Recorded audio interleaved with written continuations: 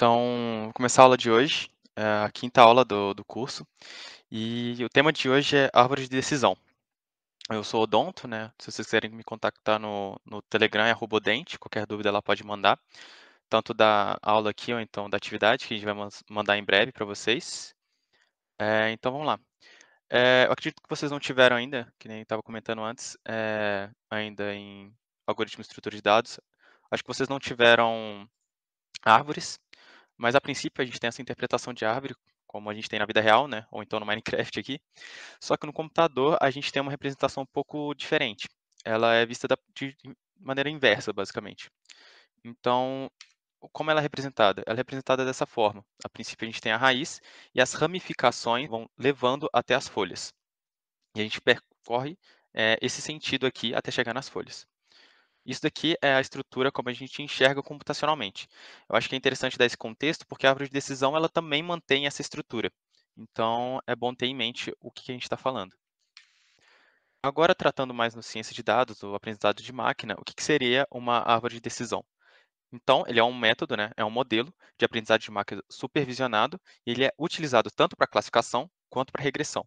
Então, para destrinchar um pouco aqui, não sei se todos se lembram, o que é o aprendizado de máquina supervisionado? A gente pode ver aqui na colinha. Supervisionado significa que a gente vai ter os resultados esperados. Então, no dataset, a gente vai ter todas as features e para cada dado a gente vai ter o valor daquela feature e em seguida a gente vai ter um valor, por exemplo, o target, que vai ser, por exemplo, uma classe ou então um valor de regressão. Aí, agora, o que significa uma classificação? Significa que a gente vai prever alguma classe. E regressão significa que a gente vai prever alguns valores numéricos. E agora, como que funciona a árvore de decisão? A gente tem que cada ramificação nessa árvore, ela vai descrever caminhos de decisão nessa árvore. Então, é por isso que ela vai receber o nome de Decision Tree, ou então árvore de decisão no português. Então, vamos considerar esse dataset bem simples aqui, que é um dataset de partidas de tênis. A gente tem várias features aqui, por exemplo, o tempo daquele dia, a temperatura, a umidade, se tinha vento, e aqui o target que a gente está querendo avaliar, é a classe daquele dia, né? Então, o que vocês conseguem ver aqui? Existe alguma feature, ou então algum valor de feature, que ele descreve muito bem se houve ou não houve partida naquele dia? Vocês conseguem visualizar aqui? Se alguém... O último lá, play. o- Não, sim, sim, tipo, mas desconsiderando o play, ele é o target, é o que você está querendo buscar. As features que você vai usar no treinamento, essas daqui, ó. O play é o target. Então, digamos que você não tem essa coluna só no seu treino. Você só tem ela no treino. Você consegue identificar alguma dessas features aqui como que discriminam muito bem se o dia teve ou não teve jogo? Bom, para não demorar tanto, eu vou dar um exemplo aqui. Quando a É, temperatura tá alta, não tem jogo? Então, vamos ver, ó, temperatura Ah, não. hot, não tem, não tem. Aqui já tem, Ah, já então tem, assim, beleza. é, aqui também tem outro com yes, então talvez não seja a melhor aproximação, né? Uma que é muito interessante é o tempo daquele dia. A gente pode ver que no Overcast sempre teve jogo. Então, segundo o nosso dataset, todo dia que teve, o dia estava nublado, teve jogo, entenderam? Então, basicamente é isso que a árvore de decisão vai fazer. Agora eu vou mostrar o exemplo da árvore formada a partir desse dataset e a gente vai conseguir ver claramente como ela funciona. Isso aqui é a árvore de decisão para aquele conjunto de dados. Então, olha, na raiz, ela estava perguntando sobre o tempo daquele dia. Se aquele dia estava ensolarado, a gente não conseguia definir por si só, considerando que estava ensolarado, se teve ou não teve partida. A gente precisa fazer outra pergunta para o nosso dado. No caso, ele perguntou sobre a umidade, e ele conseguiu classificar como um certo nível de certeza, assim. A gente pode ver que ele não classifica todas certas. Só que quando ele fala do nublado, a gente consegue ver que ele classificou muito bem aqui. E aqui tem a outra possibilidade, que é quando está chovendo. Enfim, isso daqui é uma árvore de decisão. Se a gente pegar um novo dado de input que a gente vai dar, a gente simplesmente vai pegar cada valor de cada feature e vai percorrer essa árvore. Então, a gente vai pegar um dia que está ensolarado e a umidade está exatamente 75. A gente tem que esse dia vai ter jogo. Assim, a previsão do nosso modelo é que esse dia vai ter jogo. E a gente faz isso para cada um dos dados que a gente quer testar ou então prever. Então, a primeira coisa que é interessante ressaltar assim é, não sei se vocês perceberam, mas é a flexibilidade do modelo. Quanto ao tipo de dados, primeiro. O nó, ele não necessariamente vai tratar só feature categórica ou então só feature numérica. A gente tem esse exemplo aqui. A gente está tratando de uma classificação aqui de ensolarado, chuva e nublado, mas a gente também pode estar usando valores numéricos contínuos aqui, por exemplo. Então, assim, é flexível em relação ao tipo de dado que a gente está usando no nosso dataset. Ele não é limitado quanto a isso. Outra coisa também é a questão das subárvores. Elas são independentes. Então, por exemplo, essa subárvore que foi criada a partir dessa aresta aqui, ela não necessariamente considera a mesma feature que a outra subárvore considerando a ensolarado. Então, a gente pode ver aqui que aqui foi considerado umidade, do outro lado foi considerado se estava ventando ou não. Então, assim, as subárvores são independentes. E a ordem como as features são arranjadas, ou então quais features são consideradas, é de maneira independente. Então, o modelo é bastante flexível quanto a isso. Ô Dons, o Pedro fez uma pergunta, Sim. que a ideia é botar as decisões que têm maior impacto no topo da árvore. Então, é basicamente isso que a gente vai ver daqui a pouco. A gente vai ver como que a gente vai construir estes cortes. Inclusive, vai ser na construção que a gente vai fazer agora, e eu acho que vai ficar um pouco mais claro isso. Bom, agora, como que a gente vai construir uma árvore de decisão? Eu montei aqui umas animaçõezinhas bem simples, que a gente vai ter 14 amostras, a gente vai ter só 2 features para conseguir plotar, né, para ficar um pouco mais fácil, e a gente vai considerar 2 classes, vermelho e azul. Então, a primeira coisa que a gente vai fazer é considerar uma feature e vai fazer cortes amostra a amostra e verificando aquela que melhor separa nossos dados. A gente não vai entrar em formalidade por enquanto, como que a gente vai computar isso, mas a gente vai só ver, mais ou menos, tipo no olho assim, quão bem separado estão nossos dados em relação à classe deles. Então, aqui a gente vai vendo que a gente realizou o primeiro corte aqui, né? Esse primeiro corte, separou esse dado e separou esses outros dados. A gente pode ver que está meio heterogêneo aqui, né? Não está muito bem separado. E a gente vai continuar mantendo esse mesmo ritmo de corte. Cortou mais uma vez, passa para o próximo dado, cortou, cortou, cortou. E a gente vai vendo que, eventualmente, a gente consegue criar umas estruturas melhores. Por exemplo, essa daqui separou bem uma quantidade boa de vermelhos, e essa aqui me deu um Mixed Classification em 2 vermelhos aqui. Entenderam? E a gente continua fazendo isso, até terminar todo o nosso conjunto de dados de treino. Então, considerando só a primeira feature, a gente conseguiu fazer esse corte aqui, que vai dar uma misclassification desse valor aqui, dessa amostra, e outra dessa amostra aqui. A gente vai considerar ela como sendo o melhor corte que vai ser para nossos dados. Primeiro assim, tipo de olho, sabe? Não necessariamente fazendo algum cálculo em cima. E a gente encontrou, então, esse threshold. E agora, a gente vai fazer a mesma coisa para a segunda feature. Então, a gente vai realizando cortes, cortes, cortes, só que estava com preguiça de desenhar já. Então, a gente encontrou o melhor corte considerando a segunda feature, que basicamente tem uma misclassification também de dois valores. Só que aqui ela classificou todos os vermelhos certo, e aqui ela classificou todos os azuis certo, só que teve esses dois aqui que deu uma falhinha. Então, o que a gente pode fazer? A gente fez uma análise bem simples assim, que tanto esse corte quanto esse corte, ele realizam meio que a mesma acurácia, assim, na verdade, é o mesmo erro, digamos. Então, o que a gente tem ambas meio que são praticamente iguais em relação à qualidade do corte, e a gente construiu uma árvore de apenas um nó. A gente considerando uma feature só, a gente, a partir de um dado threshold, a gente tem essa classe, a partir de outro threshold, a gente tem essa classe. Entenderam? Então, qualquer dado que a gente colocar, por exemplo, se a gente colocar um dado que tem a feature 2, sei lá, 30, e a feature 1 aqui, mais ou menos. Esse dado, considerando esse corte, vai ser considerado da classe 1, que é a vermelha. Enfim, é assim que se prossegue. Só que, na realidade, a gente não vai ter uma estrutura tão simples assim. A gente não vai realizar só um corte, a gente vai meio que sequencialmente realizando cortes e vai criar uma estrutura de árvore maior, com mais profundidade, mais nós de decisão, criando uma estrutura, um plot assim, mais quebradinho, né?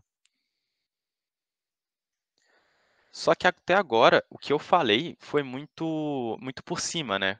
Foi muito tipo, no olho a gente vê quão bem separou os nossos dados.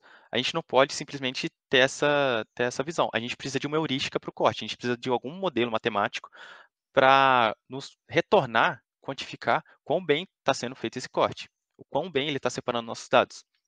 Então, para isso, a gente tem algumas funções para calcular isso. Então, a gente precisa definir matematicamente se um corte é satisfatório ou não. Então, para computar isso, a gente utiliza da impureza. Ela que vai medir o quão bem a gente fez esse corte, o quão bem separados estão os nossos dados. Então, o nosso objetivo final é encontrar a divisão que minimiza a impureza. Entenderam? É minimizar a impureza, o principal elemento da árvore. Então, como a gente está tratando de diversos tipos de dados, a gente tem que se atentar a diferentes tipos de cálculos de impureza. Considerando features categóricas, então classes e, sei lá, a gente tem a impureza de Gini e a entropia. Ambas vão trabalhar com a ideia de probabilidade. Enquanto isso, a gente tem, para features numéricas, a variance reduction, que basicamente ela vai tratar na minimização da variância entre os dados que a gente tem no subconjunto criado pelo corte. Calma que eu vou explicar melhor isso ainda, calma. Então vamos lá. Como que é computado a impureza de Gini? Se alguém tiver pergunta até aqui, pode me interromper a qualquer momento, tá? Então, ela corresponde à verossimilhança de uma classificação. Ele é muito utilizado na construção de árvores de decisões e, basicamente, o que ela vai medir é, para cada uma das classes dentro do nosso dataset, a gente vai verificar a probabilidade dela pertencer a esse corte feito, ao subconjunto criado pelo corte. Então, eu vou voltar um pouquinho aqui só para demonstrar.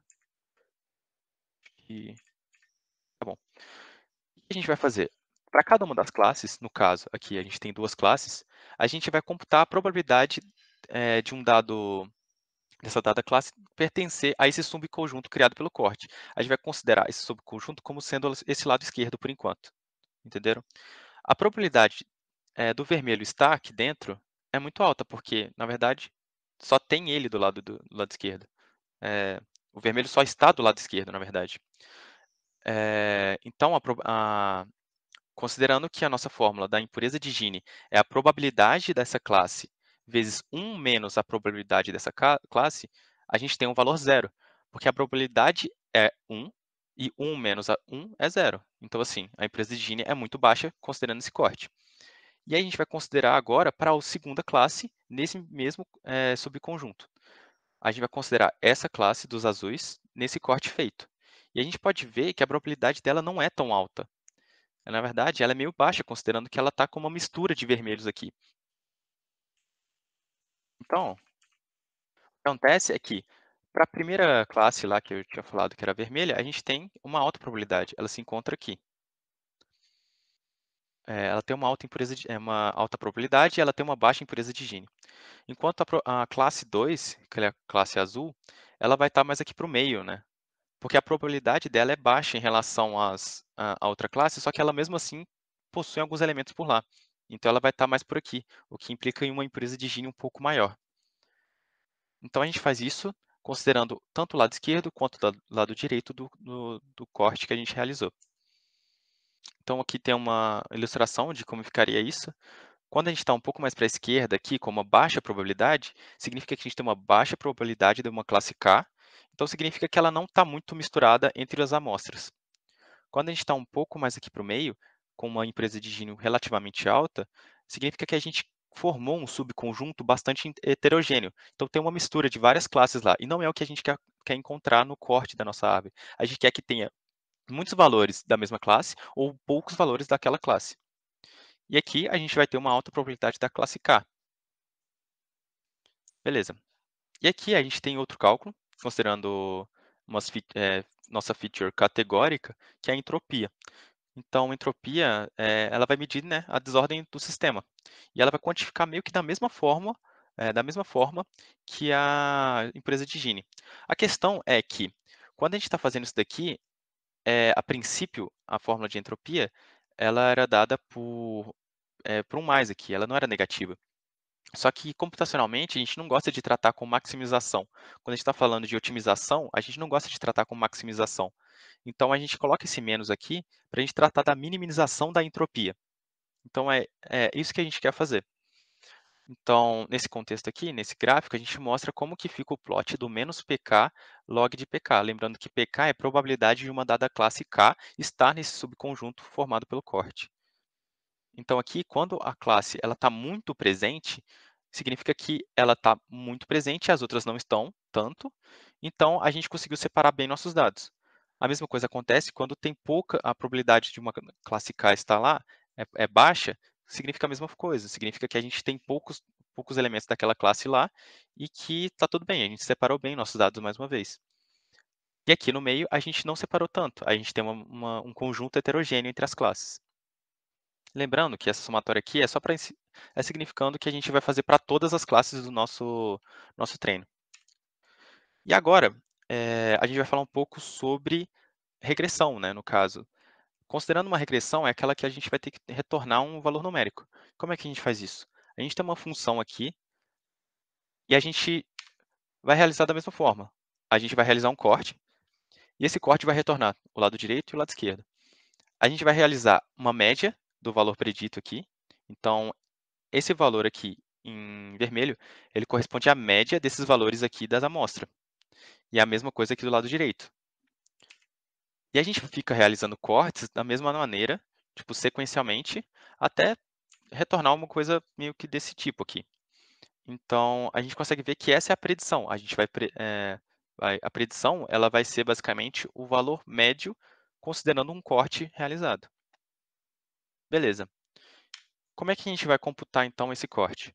No caso de regressão, a gente vai usar a Variance Reduction. Então, o que a gente vai querer, mais uma vez, é minimizar a variância desses nossos dados. Então, se a gente tem um subconjunto, por exemplo, no nosso lado esquerdo, que ele está com uma variância muito alta, significa que os valores eles não estão muito bem próximos entre si. Então, a gente quer diminuir isso, a gente quer que esses valores estejam próximos entre si. Então, quanto maior for essa relação, pior está sendo feito o nosso corte, e a gente quer cada vez mais diminuir isso. Entenderam? Alguém tem alguma dúvida até agora?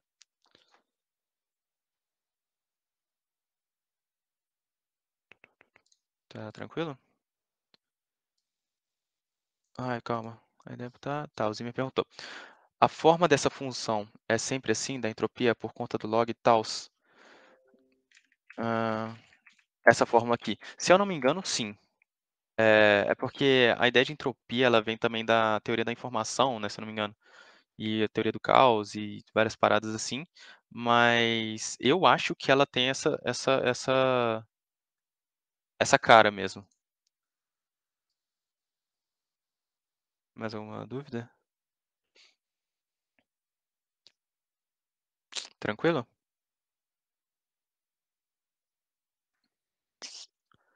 A relação de heterogeneidade. Não, tá, tranquilo.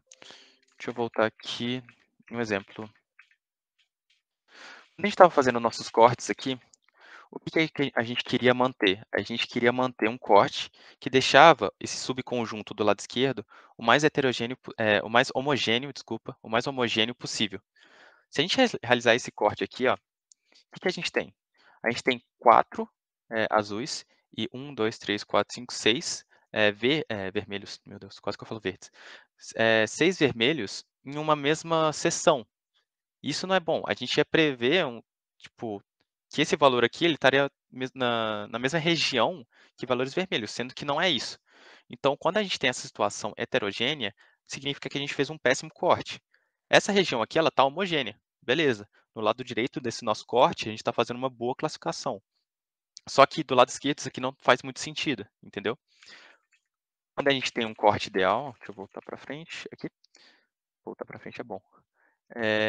Quando a gente tem uma situação ideal, a gente tem isso daqui, um corte que retornou poucos elementos de alguma classe e muitos da outra. Essa é a situação buscada quando a gente está fazendo o algoritmo do corte da árvore de decisão. Fez sentido?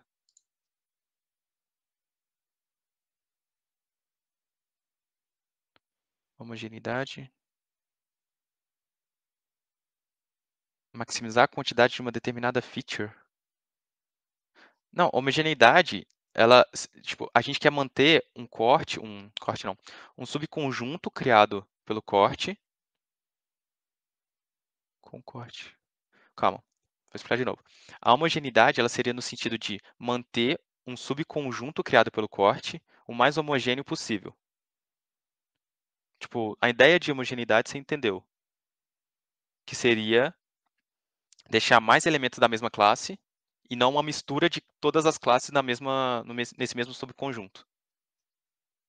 Entendeu? Tipo, se não ficou claro, eu repito aqui. Pode perguntar. Tá tranquilo mesmo? Boa, boa. Tá. Se ficar confuso aí, vai interrompendo, beleza, pessoal?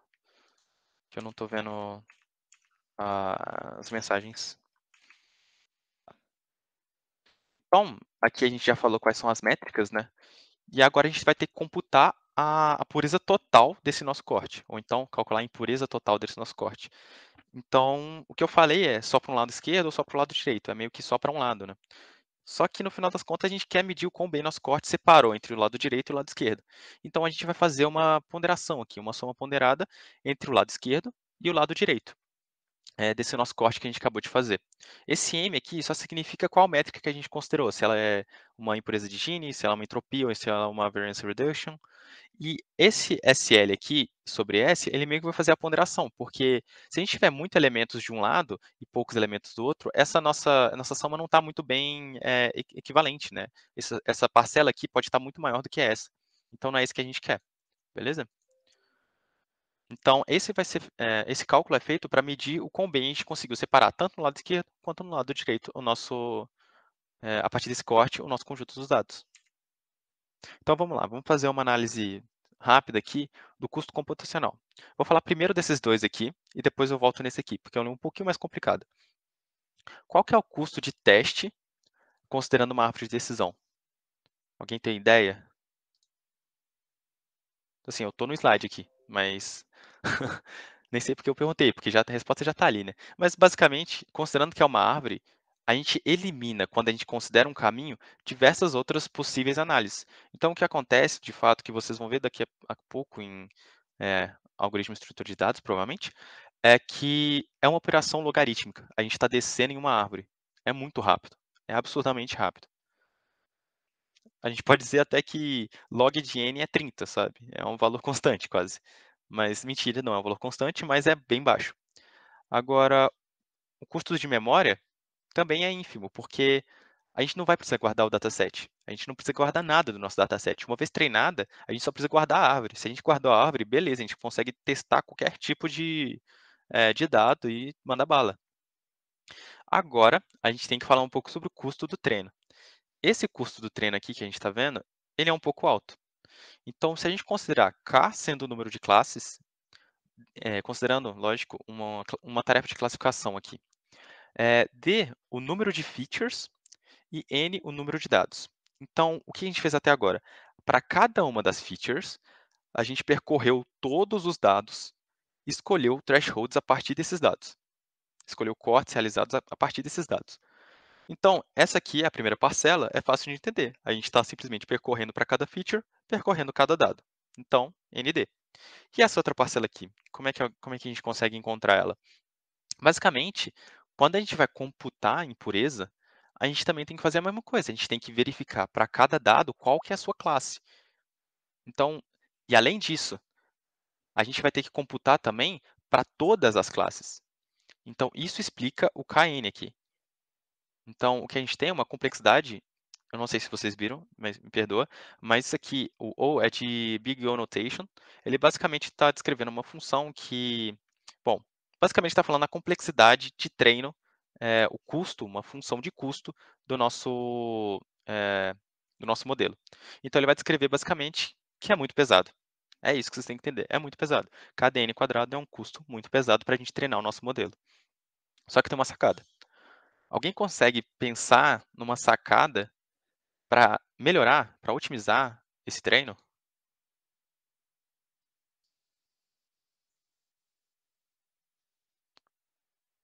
Alguém consegue pensar? Xiii. Tipo, é bem difícil ter esse insight assim. Como assim dividir?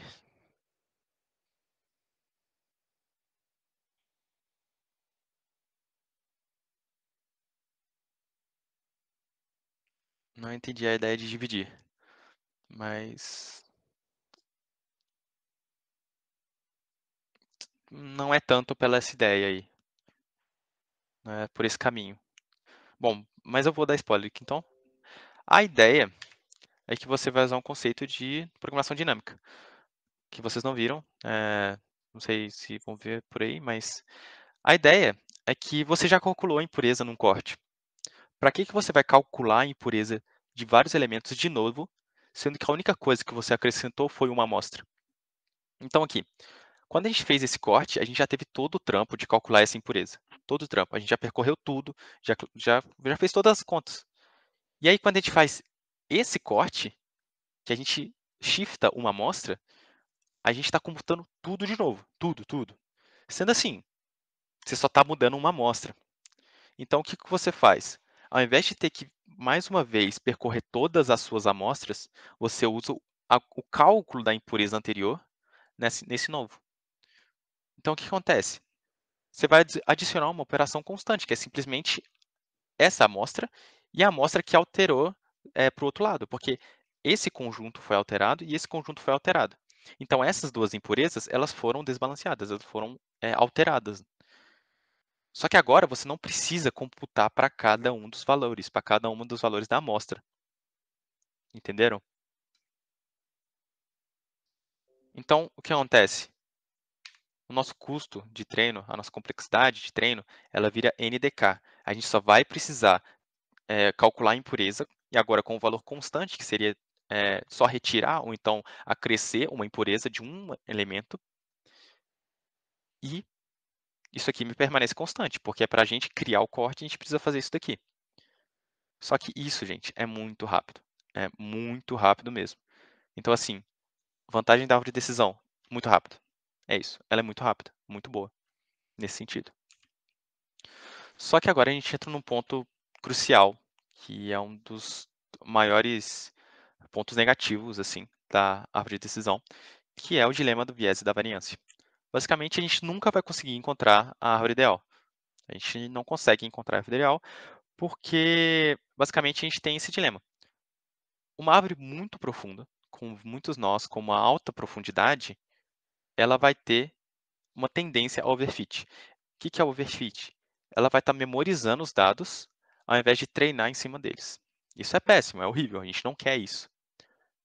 E o que seria, então, uma árvore muito curta? Então, se ela tivesse só um nó ou dois nós de decisão, então acontece que ela vai treinar muito pouco, né? Ela não vai conseguir determinar nada, nenhuma característica assim, ela vai conseguir prever direito, porque ela não vai estar treinando direito.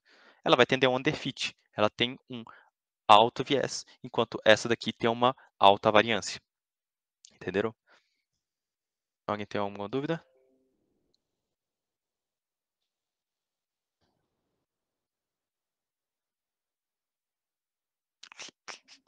Acho que tá ok.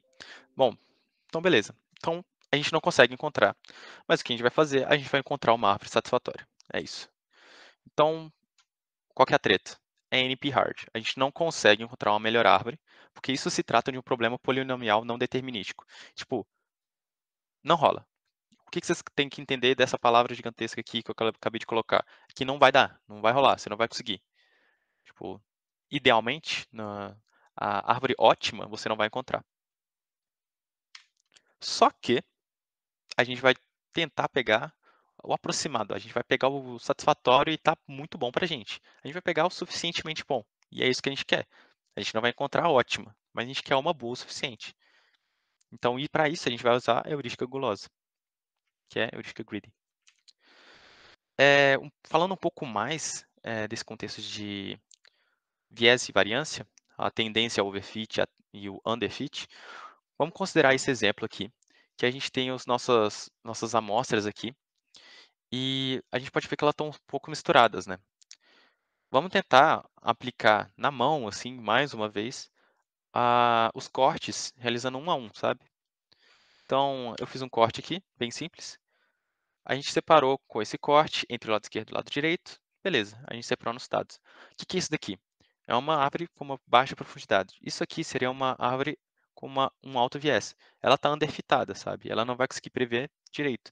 É tipo, é um valor que você joga, basicamente, é uma função que retorna um valor constante, quase. Está underfitada, não vale a pena. Temos que fazer mais cortes. A gente realiza mais um corte. A gente realiza outro. continua separando os nossos dados. Opa, olha o que aconteceu aqui.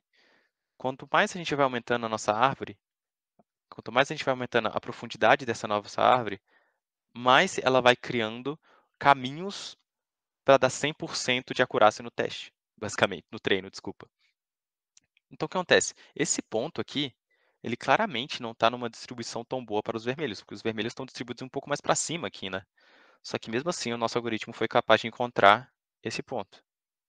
Então, o que está acontecendo? Se tivesse um outro x aqui verde, ele teria dado misclassification. Entendem?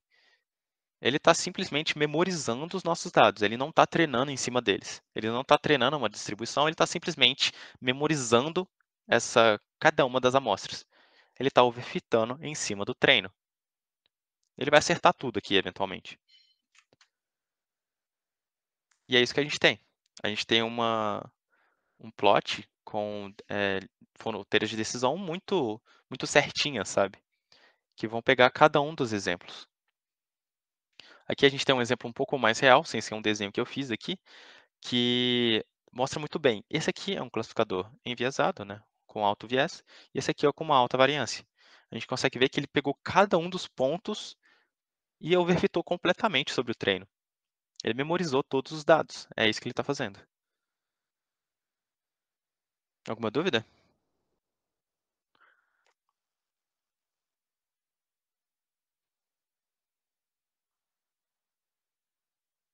Tranquilo? Até agora?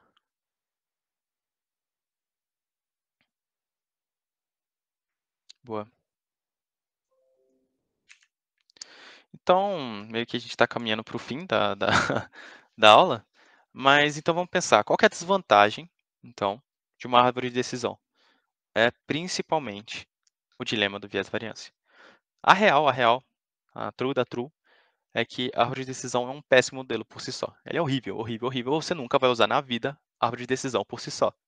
Tipo, não vale a pena, você vai ter um retorno horrível, não funciona. Por quê? Porque você nunca vai encontrar uma árvore boa, tipo, com uma profundidade ótima, entendem? Tipo, você vai tender muitas vezes ao overfit, ou então você vai tender ao underfit, sabe? É muito difícil você encontrar o meio termo. A gente consegue ver nesse gráfico aqui como que funciona mais ou menos. A cada vez que a gente aumenta um pouco a profundidade na sua árvore, a gente vai diminuindo o erro que a gente está tendo no treino. Conforme a gente vai aumentando a profundidade, a gente também está diminuindo um pouco o erro que a gente está tendo no teste. Só que, eventualmente, tem um ponto que a gente vai começar a aumentar o erro no teste, porque a árvore começou a memorizar em cima dos nossos dados, ela não está aprendendo nada. Ela deixa de aprender, ela começa a memorizar. E isso é péssimo, isso é horrível, a gente não quer isso. Então,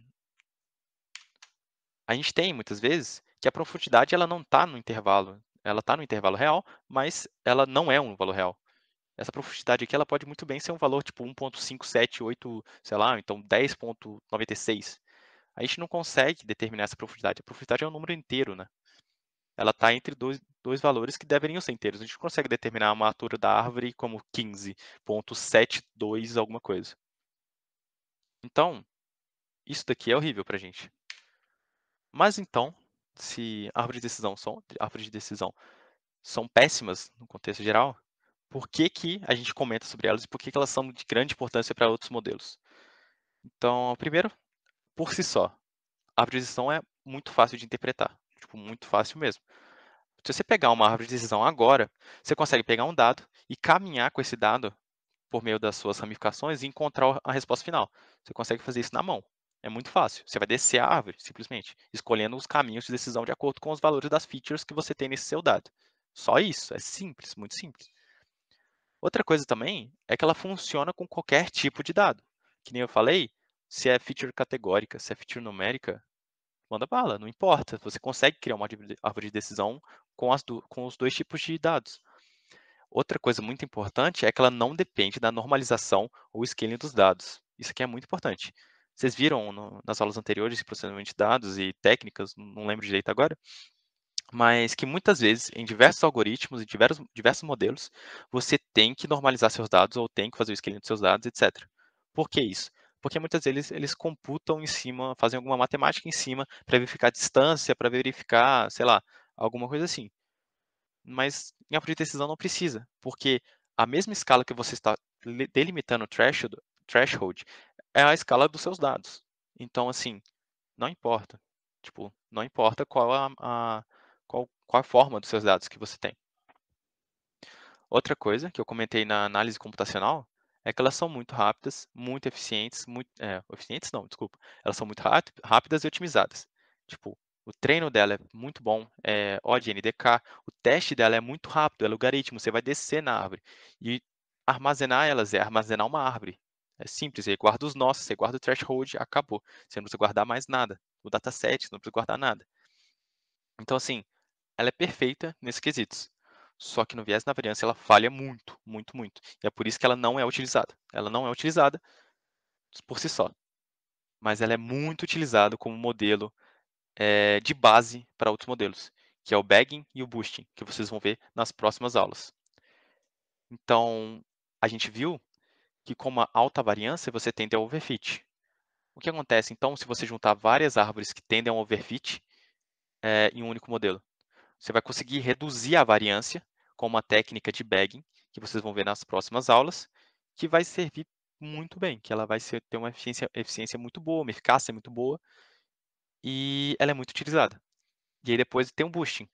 O boosting você não vai usar agora com alto viés, com alta variância, desculpa, você vai usar com alto viés. Você vai botar vários modelos ruins, digamos, vários modelos underfitados. E você vai treinar um boosting que vai ser tipo, muito utilizado no contexto da vida real, assim, não é só nem teórico o bagulho, é realmente utilizado no mercado. E é isso, eu acho.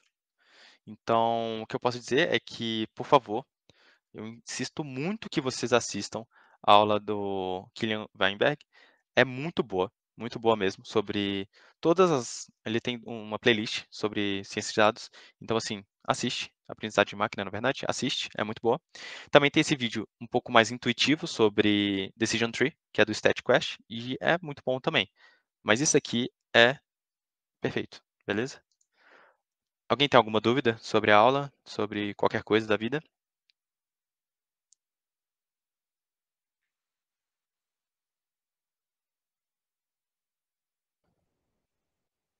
Deu para entender tudo aí?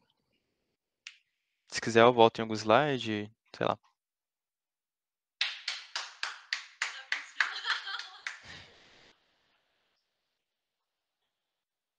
Deu para entender tudo?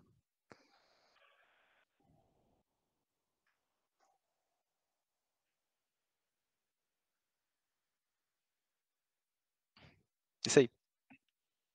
Isso aí, ó, Natal. O cara tá manjando já. O cara já tá.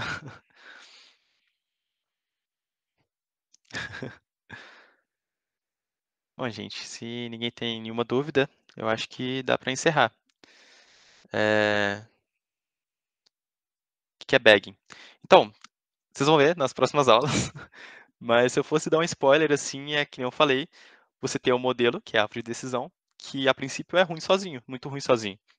Então, quando você tem um modelo que vai tender ao overfit, que vai tender a uma alta variância, o que você pode fazer é usar algumas técnicas de treinar um modelo overfitado e tentar algumas técnicas para diminuir essa variância entre vários modelos. Isso que é o bagging, basicamente. Então você vai meio que usar vários modelos overfitados com alta variância de decision tree e, e fazer o... Oh, perdi tudo. Não deu. Mas e fazer um novo modelo que é o Random Forest, ou então conceito geral de bagging. É isso.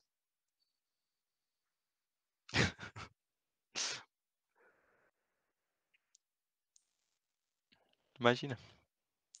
Bom, eu acho que... Bom, terminei 15 minutos antes do previsto, assim. Então, acho que dá até para ficar mais um tempo aí se alguém quiser discutir alguma coisa, mas eu acho que a gravação dá para encerrar, tá bom? E é isso. Para quem está assistindo no YouTube, obrigado aí. E até a próxima aula, então.